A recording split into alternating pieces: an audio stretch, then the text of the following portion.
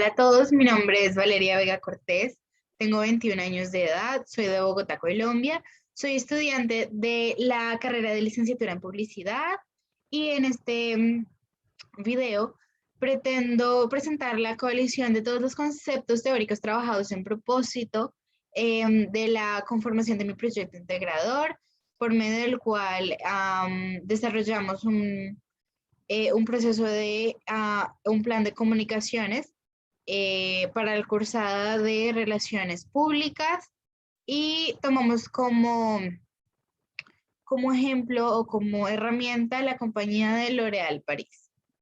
Para dar inicio, entonces, me preciso exponer a qué se dedica la disciplina de las relaciones públicas, que se enfoca en revisar todas las comunicaciones internas y externas um, de personajes públicos, de corporaciones, trabaja en temas de responsabilidad social, además del desarrollo de de los eventos corporativos y de las consultorías especializadas. Si bien entonces, ¿por qué es importante? Me plantea la pregunta, ¿por qué es importante contar con tipos de procesos de relaciones públicas, especialmente para las compañías de hoy?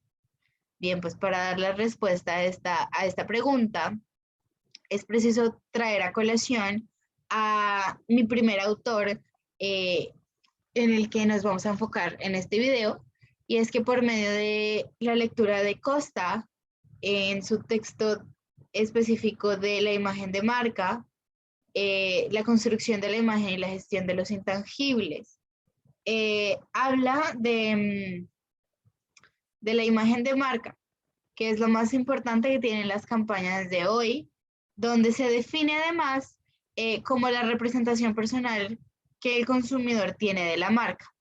En este documento, entonces, Costa lo define más específicamente como la representación personal eh, o lo que se queda en la memoria de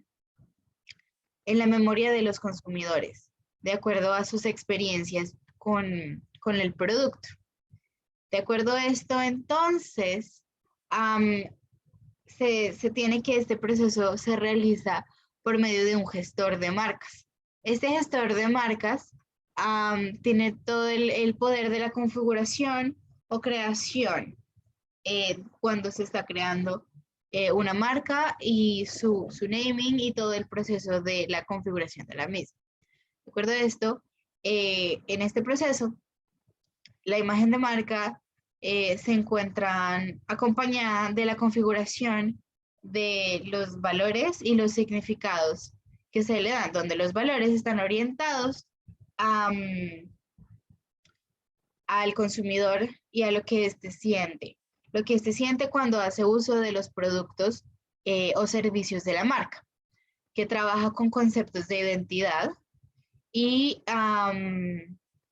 la identidad, donde esta identidad hace referencia a la representación tangible de la marca, su isotipo, logotipo, todo este tipo de cosas, sus colores. De acuerdo a esto, también es preciso revisar un poco más a fondo los valores que hacen referencia a la representación intangible, donde habla específicamente de los atributos del producto o servicio. Estos transmitidos al público por medio de los anteriormente mencionados significados y su gestión específica. De acuerdo a esto, la imagen y la identidad son elementos que diferencian a una marca de una empresa. ¿Esto por qué?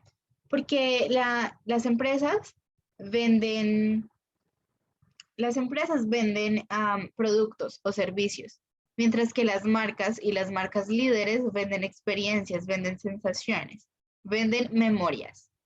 Teniendo esto en cuenta, entonces, se examinó el concepto de procesos de comunicación, donde se encontró que existen dos modelos de comunicación: un modelo de comunicación tradicional y un modelo de comunicación complejo.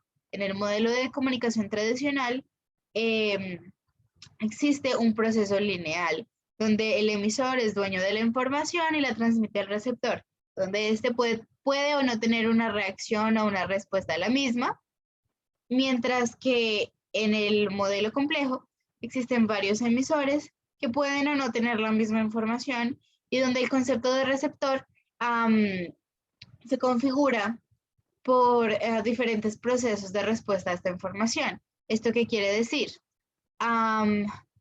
Que los procesos de comunicación se dieron cuenta que ya no son unidireccionales, que ya no tienen una sola línea de proceso. Y además, se concluyó que existen diferentes medios de comunicación y ruidos además que pueden alterar o generar un tipo de interferencia en el desarrollo de estos modelos y de estos procesos de comunicación, donde entonces existe una complejidad para la interpretación y la recepción de los mismos y así la predicción a respuestas. De acuerdo a esto, es muy importante entonces el concepto de gestión de comunicaciones. Cobra todo el valor en el trabajo continuo y especializado, de regulación y de comprensión de los procesos. ¿Por qué? De los procesos complejos. ¿Por qué? Porque de esta manera es posible explicar lo que se define como el plano de lo real, el plano de lo simbólico y la configuración de la realidad. Esto de acuerdo a las variables y a la interpretación de los cambios sociales en el tiempo. Con esto, entonces, se revisa y se configura el proceso de las auditorías de comunicación, en los cuales Suárez, por medio de su documento Auditoría de la Comunicación, publicado en el 2011, describe la transformación de la comunicación pública, que define como la circulación de los mensajes en espacio público, donde los ciudadanos ya no son reconocidos, donde los receptores, ya no son reconocidos como simples receptores de información, sino que son identificados como ciudadanos y como consumidores proactivos. De acuerdo a esto, entonces, los medios masivos se convierten en medios de comunicación institucional. En este texto contextualiza el documento Suárez presentando que gracias a la revolución industrial y a la creación de conceptos de empresa, de empresa y de máquina, con la invención y los conceptos nuevos de impresión, de periódicos, de revistas y de nuevos medios de comunicación, ahora el ciudadano es un consumidor, es imprescindible. Es también muy importante revisar cómo Suárez ahonda en las diferentes etapas por las cuales los participantes de los actos comunicativos transitan con el paso del tiempo. De esta manera, entonces, cambian metodologías y modalidades de comunicación. Asimismo, entonces, se presentan de diferentes maneras examinadas por diferentes personalidades. Por ejemplo, Pascal Weil propone que el productor industrial se le caracteriza por su producción. Su enfoque comunicativo está en el producto, en su calidad, en su servicio. Luego, se pasa a una etapa de emisor a actor, en la que se entabla una relación un poco más cercana, con el consumidor ciudadano o proactivo, en la que toda la comunicación pública adquiere una mirada política. Entonces, todos los emisores deben asumir una responsabilidad en comunidad. ¿Esto qué quiere decir? Los convierte en actores sociales. Y pasamos de nuevo a Costa, donde propone 3 pasos. El primer paso es hacerlo, donde habla de los procesos de invención de la época industrial, luego hacerlo bien, donde habla de los procesos de calidad, y luego habla de hacerlo saber. ¿Eso qué quiere decir? Todos los procesos de imagen de marca y publicidad, que tomaron mucho predominio después de la era industrial en el proceso empresarial. De acuerdo a esto, entonces, el estudio detallado del proceso de auditoría, de las auditorías de comunicación, que presenta la autora es muy interesante, vaya, pues en él se logran apreciar los antecedentes que darían base a lo que se conoce como las relaciones públicas y la comunicación interna hoy. ¿Esto qué quiere decir? Donde se detalla precisamente el proceso de las industrias, en fijar su atención en lo que realmente importa y que es el consumidor y la experiencia que se percibe. Además de esto, cada experiencia influye en la supervivencia de la marca. Considero, de hecho, fundamental cada paso que la sociedad industrial atraviesa o atravesó para llegar a lo que es hoy en día la configuración de la sociedad empresarial. Considero que es importante también resaltar algo que llamó muchísimo mi atención al leer el texto, y es que las industrias y la publicidad con el pasar del tiempo se dieron cuenta que la comunicación masiva les da poder. Es decir, que el manejo de la información y de las narrativas sociales brinda el poder de hecho mismo, de hacer sentir, de ser recordado y de recordar y de pensar en el consumidor y de cómo va a ser su reacción. Lo que se, lo que se quiera, lo que se quiera tener como una respuesta específica. Pero se dieron cuenta que es un punto clave y que necesitan entonces escuchar a su público. Necesitan prestar mucha atención en las reacciones y así cobra sentido el proceso de predicción de estas respuestas y cobra mucho más sentido cómo es tan fundamental.